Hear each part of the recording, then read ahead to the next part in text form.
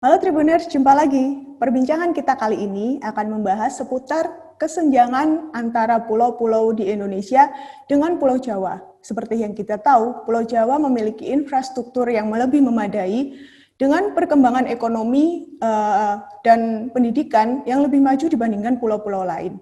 Sebenarnya apa yang mendasari perbedaan antar pulau ini? Bersama saya telah hadir Dr. Haryono Rinardi dari Universitas Diponegoro Semarang. Langsung aja kita sapa. Halo Pak Haryono, gimana kabarnya? Selamat. Assalamualaikum. Waalaikumsalam. Alhamdulillah semuanya Mbak sehat. Ini tadi untuk persiapan, jadi biasanya kalau hari Jumat saya mandinya agak siang karena WFH.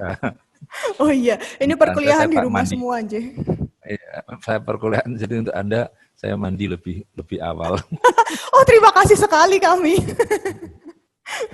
Oh iya Pak, ini kan kita mau membahas mengenai ini ya Pak ya, kesenjangan antar pulau yang di Indonesia ini. Sebenarnya saya itu penasaran, kenapa di Jawa itu infrastrukturnya bisa lebih maju dibandingkan pulau lain? Nah, ini kan kita telisik dari sisi sejarah ya. Ini ternyata dari era kolonial, itu kesenjangan ini sudah terjadi.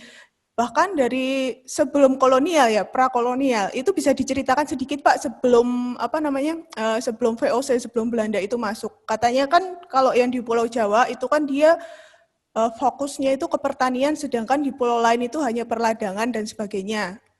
Dan itu kan ada pertukaran ini ya, pertukaran barang antar pulau itu atau gimana gitu, bisa diceritakan sedikit Pak di sini Pak. Baik, iya kalau kita bicara kesenjangan, khususnya Jawa luar Jawa itu sebetulnya sudah muncul sejak lama itu ya. Dua-duanya menghasilkan sejak masa prakolonial, dua-duanya menghasilkan komoditi yang diperdagangkan di dunia internasional meskipun berbeda. Jawa pada dasarnya secara ekologi itu punya ekologi sawah. Luar Jawa adalah ladang. Sawah itu dicirikan dengan penduduknya relatif lebih padat, kemudian teknologi relatif ya lebih maju, secara sosial struktur masyarakatnya lebih kompleks. Sementara luar Jawa cenderung agak kebalikannya. Luar Jawa itu lebih penduduknya jarang, wilayahnya lebih luas, kemudian secara dari sisi kemasyarakatannya, sosialnya, strukturnya relatif lebih sederhana. Kalau Jawa itu bukan hanya wong gede, wong cilik, di antara wong cilik itu masih terbagi lagi gitu ya. Kan itu. Nah, tadi saya mengatakan kebalikannya dari Jawa. Nah, sawah, ekologi sawah itu menghasilkan namanya sawah, bahan pangan, food crops. Ekologi ladang menghasilkan cash, satunya lagi tanaman pangan, satunya lagi tanaman perdagangan. Dua hal yang sama-sama dibutuhkan dalam perdagangan internasional, tetapi nanti kelihatannya efeknya agak berbeda. Kenapa? Karena saya tadi mengatakan di bagian awal, secara sosial itu sedikit lebih kompleks ya, relatif lebih kompleks. Nah, dalam kenyataannya, tadi saya sudah matur kepada jenengan, dua-duanya ini merupakan komoditi perdagangan internasional. Ya, dua-duanya diperdagangkan, beras itu dibawa ke Malaka, rempah-rempah atau hasil-hasil tanaman ladang juga dibawa ke Malaka ya, karena Malaka itu pelabuhan transito, kota transito, dia tidak menghasilkan beras. Dia mendapatkan beras dari Jawa, kemudian juga dari Sulawesi. Tetapi kemudian permasalahannya selama masa tradisional, sebelum kedatangan bangsa Barat, itu Jawa relatif lebih, saya tadi sudah mengatakan, relatif lebih ekologi sawah relatif lebih kompleks secara sosial. Pada kenyataannya, di sepanjang pesisir pantai utara Jawa itu sudah tumbuh berkembang kota-kota bandar dagang internasional, mulai dari Sunda Kelapa sampai Surabaya. Nanti ketika Sunda Kelapa ditaklukkan oleh Demak, muncul Banten. Sunda Kelapa masih ya, muncul Banten. ada Jepara, ada Tuban, ada Gresik, Surabaya, merupakan bandar-bandar niaga internasional yang kaya, ya, melebihi luar Jawa. Nah, padahal yang dibutuhkan itu sebetulnya hasil ladang. Pertanyaannya kenapa hasil ladang, khususnya yang kemudian dikenal sebagai rempah-rempah. Rempah-rempah itu cengkeh, pala, kemudian ditambah dengan cengkeh, pala, bunga cengkeh, ditambah dengan lada-lada dari Indonesia Barat. Lampung menghasilkan lada, Banten juga, karena Lampung itu dikuasai Banten, Banjarmasin juga menghasilkan lada, kemudian pantai timur, pantai barat Sumatera, khususnya Aceh, itu penghasil lada. Tetapi secara real Jawa lebih kaya. Jadi itu sebetulnya ketimpangan itu sudah muncul sejak masa sebelum kedatangan Barat. Kenapa? Ya ini barangkali yang mungkin lama tidak kita sadari bahwa dalam perdagangan internasional rempah-rempah plus nanti beras itu sebetulnya pedagang Jawa yang memegang peran. Karena pedagang Jawa lah yang menghubungkan antara Indonesia Timur dengan Maluku. Jadi pedagang Jawa itu membawa beras sama kain ke Maluku untuk ditukar dengan cengkeh dan pala. Kemudian dibawa ke Malaka. Di Malaka nanti ditukar dengan barang-barang mewah dari India, dari Cina, kain cita, porselin, sutra, termasuk juga sebenarnya gading dan sebagainya. Nanti dibawa ke Jawa, dibawa kemana? Ke beberapa tempat di Jawa ditukar dengan beras, untuk dibawa ke Maluku, mohon maaf. Itu, pedagang Jawa mendapatkan keuntungan yang besar dari situ. Pedagang dan penguasa Jawa ya, karena penguasa juga bertindak sebagai penyokong perdagangan. Itu Mbak Vio. Oh iya Pak. Kemudian kan kesenjangan ini diperparah dengan datangnya bangsa Barat ke Indonesia. Entah itu abad 20 itu VOC dari Belanda. Nah, itu bagaimana kondisinya saat itu?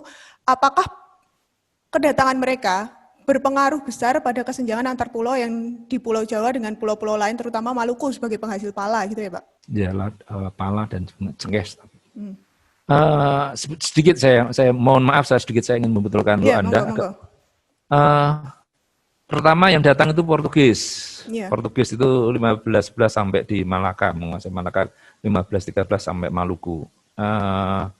Kemudian satu abad kemudian 1596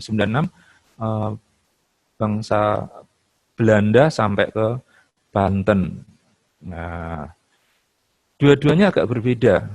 Nanti efeknya juga yang berbeda.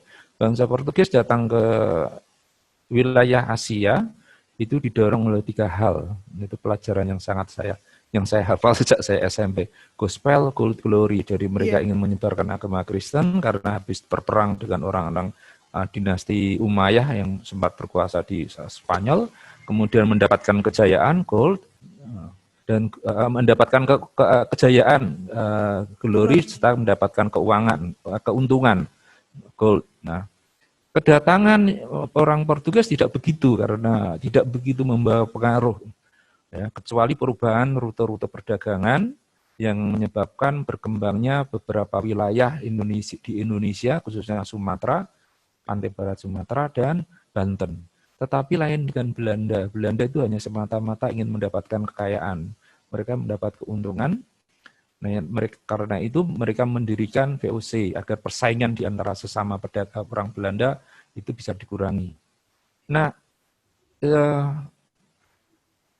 kesenjangan mulai muncul justru sebetulnya dalam anggapan saya ketika Belanda itu memulai memindahkan VOC pada awal abad ke-17 markas besar mereka dari Ambon ke Batavia.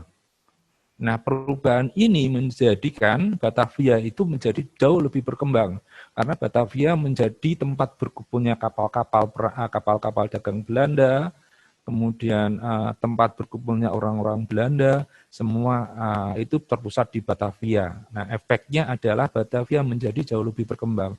Tetapi dari sisi yang lain adalah juga mengatakan Batavia atau yang kemudian di Jakarta, itu yang pertama kali dijajah oleh Belanda. Itu. Nah, ini nanti berlanjut ketika satu abad berikutnya ketika BOC itu bangkrut, digantikan oleh pemerintah Belanda sendiri secara langsung. Jadi yang berkuasa awalnya itu bukan pemerintah Belanda, hanya VOC. VOC itu perkumpulan dagang, perkumpulan pedagang-pedagang Belanda.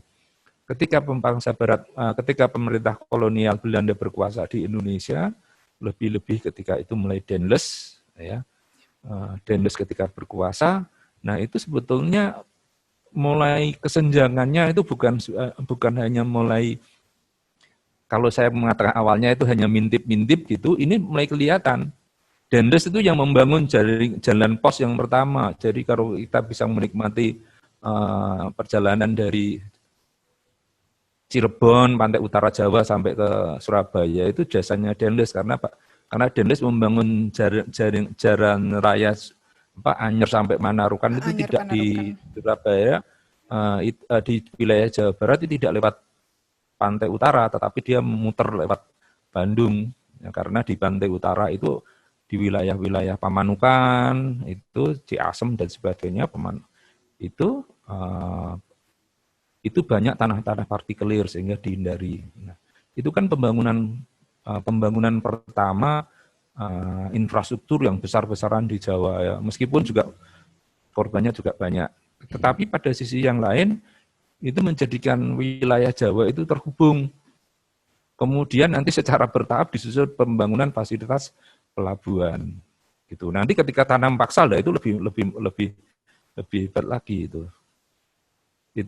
Oke, berarti kan ini kan infrastruktur itu mulainya pada zaman Daendels dan itu nanti meningkatkan perekonomian di Pulau Jawa sendiri. Sedangkan di daerah lain di Pulau Jawa atau pulau-pulau seperti Sumatera yang tadinya menjadi markas VOC di Ambon, itu apa Pak yang terjadi di sana? Apakah mereka masih memproduksi atau gimana gitu Pak? Begini, kalau meningkatkan perekonomian belum tentu karena tujuannya adalah untuk militer. Jadi dibangun jalan pos untuk agar komunikasi antar wilayah di Jawa itu bisa lebih lancar, ya. Nah, di luar Jawa, Pak Jenderal tadi bertanya, bagaimana dengan perkembangan di luar Jawa? Di luar Jawa agak Belanda kurang memberikan perhatian ketika Belanda itu tadi saya sudah mana? Belanda itu datang ke Indonesia tujuannya untuk mencari kekayaan. Ketika rempah-rempah, khususnya cengkeh yang saat itu dianggap sebagai lada itu mahal, cengkeh itu juga mahal karena itu bahan-bahan yang eksotis ya. Ketika kemudian yang di Indonesia kan bukan hanya Belanda, awalnya Portugis. Nah, ketika cengkeh itu mulai mendapat saingan dari Zanzibar, maka harganya itu perlahan-lahan jatuh, Mbak. Zanzibar dikuasai Portugis, Zanzibar dulu tangan Jika, kemudian keduanya bergabung menjadi Tanzania. Nah, harga rempah-rempah itu kemudian jatuh pada abad ke-8, abad ke-19, akhir abad 18, awal abad ke-19, sehingga Belanda tidak lagi mulai memperhitungkan wilayah luar Jawa. Bahkan sampai awalnya luar Jawa itu tidak begitu dianggap lah sama Belanda. Baru nanti ketika akhir abad ke-19, awal abad 20, di luar Jawa mulai diketemukan bahan tambang, dan misalnya timah itu sudah awal ada di Bangka, kemudian di Aceh itu Sumatera bagian utara, ada juga di Sumatera Selatan ada minyak bumi, kemudian ada juga minyak bumi juga di Kalimantan. Belanda mulai menaruh perhatian karena melihat ada keuntungan. Ditambah satu, ketika James Brooke sampai ke Kalimantan Utara, dia mendapatkan Sarawak, ya, dia diangkat sebagai raja muda di sana. Nah, Belanda mulai takut bahwa penguasaan secara formal saja itu tidak cukup menghadapi Inggris, ya harus ada penguasaan secara real. Baru setelah itu ada perhatian, tetapi perhatiannya masih tidak cukup. Nanti kan kelihatan Kenapa saya mengatakan tidak jebol? Karena Belanda mendapatkan keuntungan yang luar biasa dari tanam paksa. Itu tanam paksa itu sekaligus juga sebetulnya disitulah pembangunan infrastruktur pertama di Jawa itu berkembang secara luar biasa. Karena tanam paksa itu butuh satu, pembangunan irigasi, ya, terutama untuk tebu. Untuk tanaman tebu itu yang nanti menjadi andalannya, ya. Setelah sebelumnya kopi, kemudian tebu. Ketika ini ditanam, tebu itu mirip dengan padi. Ketika masih muda butuh air, ketika sudah tua, airnya itu mereka nggak butuh. Mau otomatis, mau tidak mau harus membangun sarana irigasi yang baik. Kedua, tebu ini nilai tambahnya tinggi. Untuk membangun tebu, untuk membuat tebu dari gula menjadi gula, itu harus dibangun pabrik. Satu. Nah, pabrik ini pasti agak sedikit terpisah dengan kebun-kebunnya, maka dibangun sarana transportasi dari ladang tebu, kebun tebu ke pabriknya. Nah, pabrik ini kemudian harus dibawa untuk diekspor ke pelabuhan. Jadi ada rentetan pembangunan infrastruktur. Dan juga dalam beberapa kasus, misalnya Elson itu menyebutkan bahwa tanam paksa tebu itu memberikan ada dampak positifnya bagi kehidupan sosial ekonomi masyarakat. Ya karena apa? Ya karena pekerjaannya lebih banyak dan memang dibayar itu. Nah, tapi lain lagi dengan kopi. Kalau kopi itu agak berbeda. Kopi di pegunungan, penduduknya dipindah ke pegunungan, ya, disuruh nanam, nanam, nah itu kan lebih banyak perkosone nih kopi itu. Oh gitu, berarti untuk saat itu mulai abad ke-17 ya Pak ya, kalau saya tadi ya? Bukan 17. Kalau yang tanam paksa? Abad ke-9. Tanam paksa itu abad ke-9, 1830. Oh 19, 18, iya. 1830. Nah berarti mulai saat 1870. Iya, mulai saat itu pembangunan infrastruktur makin berkembang, sedangkan di luar Jawa sendiri tidak ada pembangunan, kalau bisa saya bilang kayak gitu ya Pak? Iya, karena Belandanya nggak memperhatikan gitu. Ya, perhatian Belanda, saya tadi sudah matur bahwa Belanda itu memberikan perhatian pada yang bisa menguntungkan. Maka itu Sumatera Barat yang ada jaringan kereta api, lah itu Belanda sebetulnya berkuasa, memperhatikan aja gitu. Di Sumatera Barat itu kan Belanda tertarik dengan batu bara. Palembang juga iya, Bukit Asam ya, batu bara itu Ombilin itu. Di Sumatera Utara dulu itu Sumatera Timur itu kan luar biasa. Ada juga kereta api karena di Sumatera Utara adalah kantong perkebunan yang besar di luar Jawa. Nah, tetapi di Jawa sedang luar biasa sebetulnya. Batavia itu kota modern yang luar biasa. Ya. Mungkin saingannya barangkali hanyalah Singapura sedikit, kemudian Pulau Penang. Ya, atau nanti muncul Manila, karena yang punya tram pertama itu di tempat lain belum, itu Batavia sudah punya. Jaringan kereta api, ya, tram juga ya, sebelum menjadi kereta api, itu berkembang ya untuk tanam paksa. Jalur Purwosari dulu itu yang pertama itu dari Purwosari Mbak, karena panjenengan kalau asal di Solo sampai ke Boyolali. Itu jalur yang pertama Mbak, tram. Nah, tram itu seperti kereta, memang kereta ada gerbongnya tetapi ditarik kuda.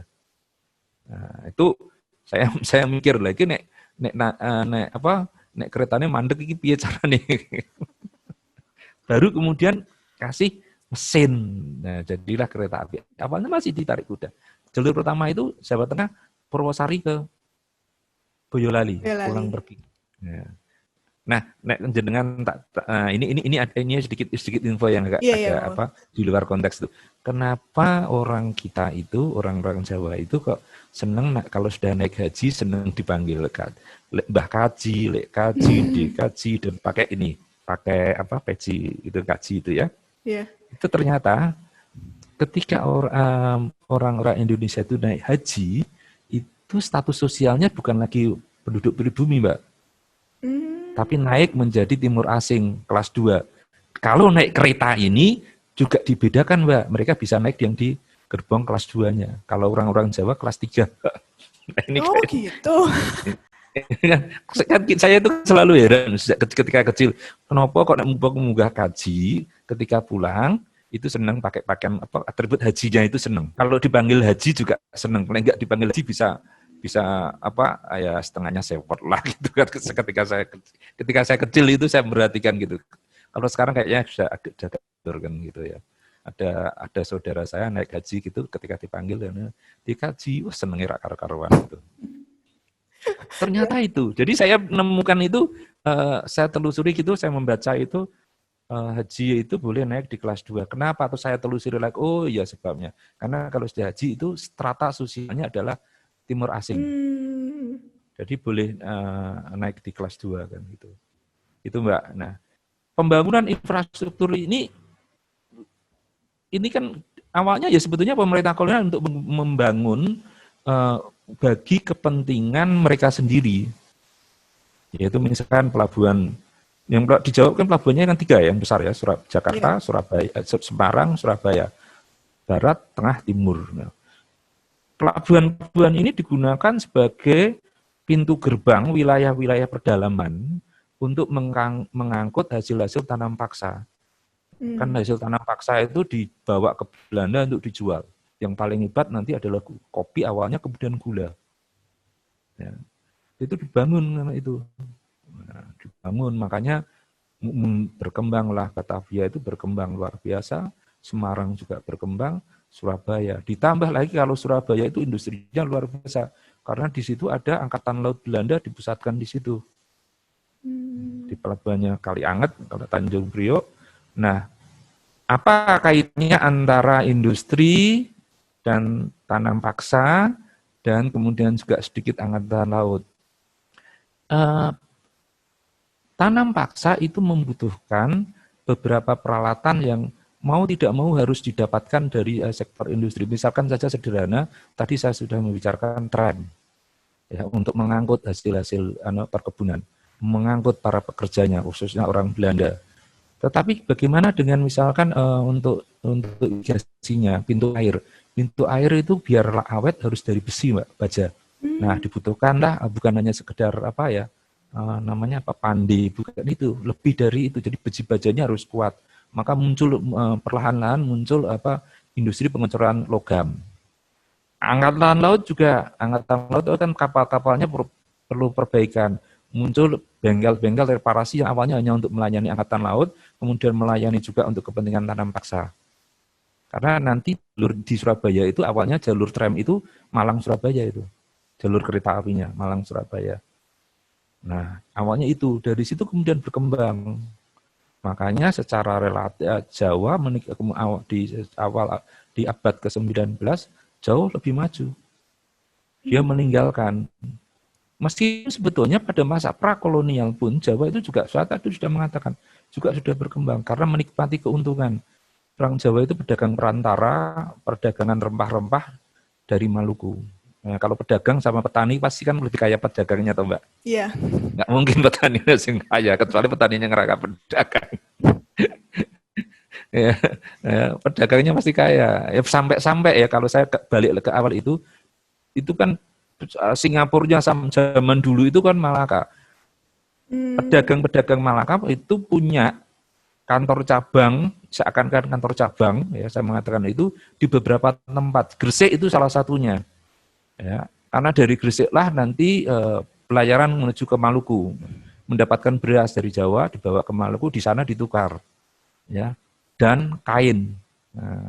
Kain apakah kain kasar untuk kelas bawahnya atau kain-kain yang halus untuk para elitnya ditukar di Maluku dengan rempah-rempah dibawa ke Malaka.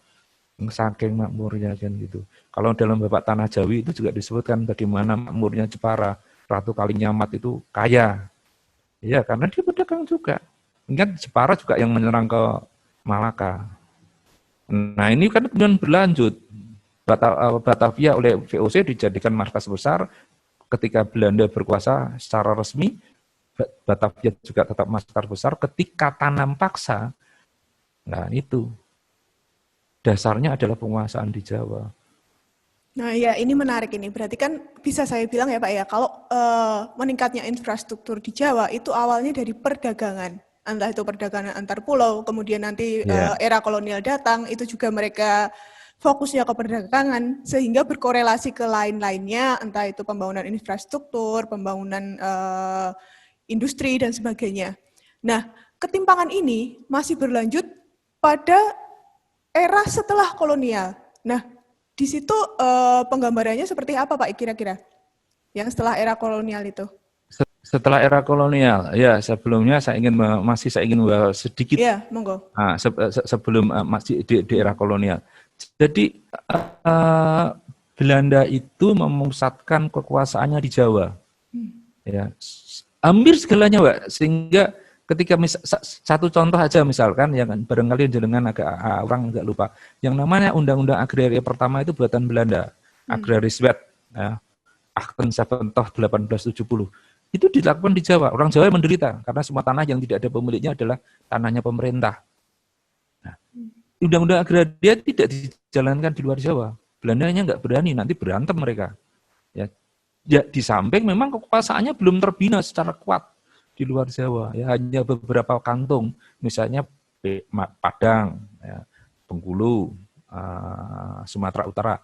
Ya. 1870 itu Aceh masih merdeka. Ya, Kalimantan itu baru pucuk-pucuknya saja, pedalamannya enggak berani mereka mengklaim gitu. Nah, semua kekuasaannya di Jawa sampai-sampai yang dipajaki itu tuh orang Jawa. Pajaknya itu dulu bukan pajak penghasilan, kurang ajar Belanda gitu, pajaknya pajak tanah. Yang punya tanah kan orang Jawa. Iya. Karena Belanda itu juga tahu yang maksudnya mencoba melindungi kalau tanah boleh diperjualbelikan, orang asing boleh beli tanah, nanti semuanya dikuasai oleh orang asing. Maka yang diperbolehkan adalah menyewa sampai 99 tahun, 20 tahun, 30 tahun, 99 tahun.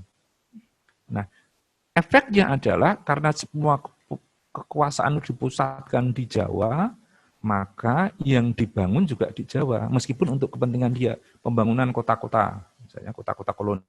Semarang itu disebut itu kota kolonial, Mbak. Karena dibangun sebagai tempat kekuasaan Belanda di Jawa Tengah. Kalau di Solo itu kan kota ibu. Iya. Kota ibu kalau Semarang itu ibu kota Jawa Tengah. Kalau Solo itu kota ibu karena ibunya ada di sana. Waktu zaman Orde Baru jenengan Oh iya. sampai. Maka yang dibangun itu Solo loh, Pak. Orde Baru itu bandara internasionalnya di Solo, pusat kebudayaannya di Solo. Semuanya di Solo itu bukan di Semarang. Semarang itu kota kolonial itu sebetulnya. Karena dibangun kepentingan kolonial. Kota-kotanya besar itu, makanya kota-kota besar ada di Jawa karena juga tadi saya mengatakan ekologi sawah itu penduduknya lebih banyak. Memang penduduknya lebih banyak di sini. Nah, ini ketika dibangun ini, nah ini terus berlanjut meskipun nanti ada kena depresi ekonomi 1930. Itu semuanya kena. Nah, ketika baru mulai pulih, ada Perang Dunia Kedua berlanjut dengan Perang Kemerdekaan. Nah, di perang kemerdekaan ini semuanya porak-poranda gitu ya, porak-poranda ya. Meskipun Belanda mencoba kembali itu sebetulnya ingin menguasai perkebunan itu. Akan tetapi sisa-sisa dari masa-masa sebelumnya itu masih ada. Kalau jenengan jalan-jalan aja lah ke pesisir utara itu, pabrik-pabrik gula itu kan mesti tahunnya lama-lama. Tahunnya lama-lama, pasti jelas tahun Belanda gitu. Nah, bagaimana di luar Jawa? Di luar Jawa, mohon maaf, perang kolonial itu seakan-akan memang terpusat di Jawa. Aceh Belanda nggak berani masuk di sana. Nah, sedikit hanya di Sumatera Utara, pantai timur Sumatera ya, karena memang perkebunannya di sana, Belanda di sana. Kemudian di Sulawesi itu Belanda menghadapi perlawanan, tetapi mereka bisa mengawasi dengan korban yang luar biasa. Nah, selama awal kemerdekaan, semua perhatian itu di Jawa.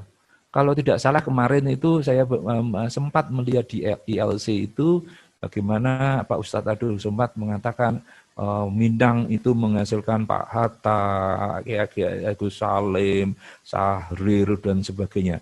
Saya mengakui Minang punya nasionalis kaum nasionalis dari Minang pada awal-awal kemerdekaan luar biasa, tetapi mereka di Jawa loh. Ya, jadi perhatiannya masih di Jawa begitu. perhatiannya masih di Jawa, ya. Meskipun, nah ini nanti yang menjadi permasalahannya lagi. Luar Jawa itu tadi saya mengatakan mempunyai, karena ekologinya ladang, mempunyai perkebunan-perkebunan yang baik itu perkebunan perusahaan perkebunan besar atau perkebunan kecil, perkebunan small scale, perkebunannya rakyat gitu ya, karet gitu. Masih. Nah, ketika pembentukan PRRI Permesta ya awalnya di situ itu karena beberapa orang dan melakukan oleh pemerintah pusat dianggap penyelundupan. Mereka itu menjual hasil bumi secara tidak resmi yang dianggap penyelundupan. Karena apa? Kalau resmi maka pajaknya ditarik untuk pemerintah pusat. Saat itu kita kan hancur semuanya kan karena akibat politik bumi hangus kita, kebijakan politik bumi hangus kita. Jangan sampai perkebunan itu jatuh ke tangan Belanda kalau datang dibakar, rumah sakit dirobohkan, dibakar dan semua termasuk perkebunan itu. Nah, ketika kita mau balik lagi ketika KMB itu kita kembali, kita mendapatkan itu sebagian besar dinasionalisasi. Itu yang dapat kita sisa-sisa ada yang nggak begitu produktif sehingga nanti beberapa perusahaan itu digabung-gabungkan nanti kemudian muncullah PTPN berapa itu pada tahun 60-an gitu. Nah, tetapi luar Jawa ini masih jalan karena mereka small scale jadi perkebunan rakyat ekspornya masih jalan. Nah, pajak ekspornya itu untuk pusat. Marahlah sebagian orang-orang itu muncullah PRRI Permesta. Nah, ketika melakukan pemberontakan itu dipadamkan, sebagian orang Jawa, luar Jawa mengatakan ada ya sebagian, tidak saya mengatakan tidak seluruhnya. Oh itu penjajahan Jawa kan gitu.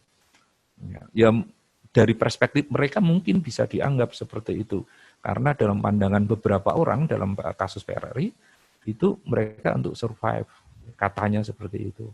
Ada yang juga yang mengatakan, oh itu karena mereka menentang Jawa yang mulai beberapa Jawa yang mulai diinfiltrasi komunis, tapi itu tafsir yang berbeda-beda. Tapi pada dasarnya selama 1950 itu sebetulnya pembangunan infrastruktur nggak jalan. Yang muncul adalah perkebunan small scale, perkebunan kecil. Itu Mbak. Bisa dibilang setelah era kolonial itu masih tidak terjadi pembangunan infrastruktur ya di luar Jawa, karena kan mungkin kondisi politik saat itu yang masih gonjang-ganjing istilahnya kayak gitu, dan perekonomian Indonesia yang belum bisa naik setelah era kolonial itu ya Pak ya? Iya, ya saat itu memang belum ada pembangunan. Akibatnya apa? Nanti itu semuanya masih terpusat di Jawa karena yang adanya ada di Jawa, ya. Sehingga dalam surat keputusan Menteri Perhubungan Laut itu kalau kita memperhatikan pelayaran di Indonesia saat itu pusatnya itu hanya 2 pelabuhan, Jakarta dan Surabaya. Itu sebenarnya di Jawa itu banyak rute masuknya situ. Ada pelabuhan Belawan yang menjadi pusat itu tapi hanya melayani, dia menjadi poros dari pelayaran itu hanya berapa rute berapa trayek gitu ya. Makassar lebih banyak lagi ya di Indonesia Timur. Kenapa? Karena semuanya sudah semuanya sudah dicakup oleh pelabuhan Surabaya dan Jakarta ya. Tanjung Priok dan kemudian Tanjung Perak Kaliangan itu mulai berapa kan gitu. Itu pelayarannya itu banyak. Selain Pelni ada beberapa perusahaan pelayaran nasional swasta yang melayani itu. Oh oke. Berarti kan kalau kita ambil kesimpulan ya Pak ya, itu kan berarti kesenjangan antar pulau itu lebih diperparah ketika kedatangan kolonial, seperti yang tadi sudah dibilang ya Pak. Iya betul. Kemudian ya, kemudian untuk era selanjutnya setelah kolonial itu infrastruktur masih berjalan lambat karena kondisi politik dan ekonomi sampai saat ini. Nah, menurut jenengan ini pemerataan Indonesia, pemerataan ekonomi antara Pulau Jawa dengan pulau-pulau lain saat ini bagaimana Pak kondisinya? Hampir tidak berbeda, ya menurut saya hampir tidak berbeda. Tapi saya mengapresiasi Pak Jokowi ketika mencoba memunculkan ibu kota baru yang di Kalimantan Timur itu. Itu kan oke. maksudnya agar ini lebih tersebar karena selama ini uang itu terpusat hanya di Jakarta dan kemudian sedikit merembet ke sini. Wajar aja karena semuanya di sana kan gitu. Penduduknya di Jawa di sini, infrastrukturnya di sini, perusahaannya di sini ya. Otomatis kan penduduknya besar, perusahaan mau membangun kan yang dekat dengan penduduk. Ya, dekat dengan konsumennya, dijual gitu. Nek dibangun di tengah-tengah hutan juga bingung juga Mbak kan gitu. Dapat tenaga kerja yang lebih murah, jalan rayanya ada, listriknya ada, air minumnya ada kan. Diberi fasilitas juga oleh pemerintah melalui ini kawasan-kawasan industri kan gitu. Nah, kalau disebarkan di misalnya Pak Jokowi itu memindahkan ibu kota keluar Jawa, ya saya bisa memahami. Maksudnya seperti itu. Tapi menurut saya lebih elok jika disebarkan yang dikembangkan itu adalah pusat-pusat pertumbuhan. Pakai aja filosofi di mana ada gula di situ ada semut. Kalau itu bisa dikembangkan misalnya di wilayah zona pembangunan industri di mana di Sumatera itu di daerah ini, di daerah ini, di daerah itu masing-masing kan berkembang. Oke. Tembagapura misalnya Freeport itu kan dulunya kan di puncak gunung sepi. Nah sekarang berkembang kok. Karena ada duit di situ. Nah, mestinya seperti itu kan gitu. Ya, juga dengan pembangunan infrastruktur, pembangunan jalan jalan tol misalnya selama ini kan jalan tol terpusat di Jawa kan gitu. Tapi kalau menurut saya lebih bagus ke jalan kereta api. Kereta api lebih kalau saya ya, kereta api. Ya. Ya itu bisa menjadi masukan penting ya Pak buat pemerintah nantinya. Nanti kalau ada pejabat-pejabat yang lihat ini mungkin. Iya kalau dibangun jalan kereta api kan coba membangun jaringan kereta api itu kan di setiap stasiun itu kan pasti ada geliat ekonomi kan ada. Ya. Ada mulai dari warung-warung kecil dan sebagainya. Kalau dulu itu saya perhatikan dekat stasiun ada penginapan. Kalau dulu ya, kalau dulu sekarang kan kemudian kan stasiun kereta api kan habis semuanya Mbak, sekarang nggak jelas itu miliknya siapa kan gitu. Nah Pak, mungkin kembali lagi ke pembahasan kita Nje. Mungkin bisa diambil sedikit kesimpulan Pak dari sisi sejarah tentang kesenjangan antara Pulau Jawa dengan pulau-pulau lain di Indonesia Pak. Saya mengatakan selama ini yang disalahkan itu yang paling disalahkan adalah paling gampang aja Orde Baru, kemudian pemerintah begitu. Saya lebih menyoroti itu karena proses. Jadi dalam perjalanan sejarahnya memang Jawa menikmati keuntungan dari hubungan dagang antara Jawa dan luar Jawa dan juga dalam perdagangan internasional. Ya. Jawa memegang peranan penting. Barangkali saya mengatakan mungkin karena posisinya ya. Jawa itu ada di tengah-tengah dari Malaka ke Maluku. Jawa ada di tengah-tengah dalam perjalanan juga oleh orang-orang misalnya orang Cina, pedagang Cina, pedagang Tiongkok itu mau masuk ke sini. Diuntungkan oleh angin pasat dari utara masuk ke selatan. Diuntungkan juga dari angin munson dari barat ke timur. Semua jujukannya itu di sini gitu-gitu. Itu menguntungkan. Nah, bayangkan saja kalau kita sudah tahu kalau pedagang sama petani pasti untung pedagang, Jawa mati keuntungan itu. Ditambah kemudian pemerintah yang berkuasa itu menjadikan Jawa sebagai pusat kekuasaannya. Ya sudah, nggak mungkin kan yang dibangun rumahnya orang lain pasti rumahnya sendiri. Iya. Luar biasa. Banyak sekali pembelajaran yang bisa kami dapat nih Pak dari perbincangan ini. Terima kasih banyak Pak Haryono atas waktunya. Mau menjelaskan kepada kami semua. Semoga kita bisa berjumpa lagi di lain kesempatan ya Pak. Ya, terima kasih banyak Pak Haryono. Terima kasih juga ya. Betul sama-sama Mbak. Sama-sama. Demikian Tribuners perbincangan kita dengan Bapak Haryono. Ternyata kesenjangan antar pulau di Indonesia terpengaruh dari sistem yang telah ada sejak zaman kolonial, bahkan lebih jauh lagi sebelumnya. Dan kini pulau-pulau di Indonesia tengah mengejar ketertinggalannya. Semoga pemerataan bisa berlangsung dengan lebih baik lagi di masa depan. Semoga pembahasan ini bisa bermanfaat bagi kita semua. Sampai jumpa lagi. Terima kasih sudah nonton. Jangan lupa like, subscribe, dan share ya.